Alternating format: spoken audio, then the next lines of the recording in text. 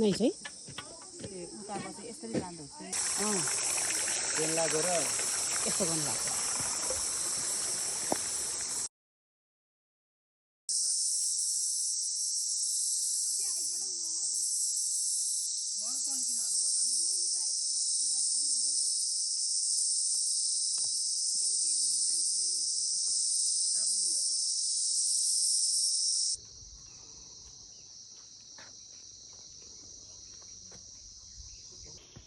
hello हेर hello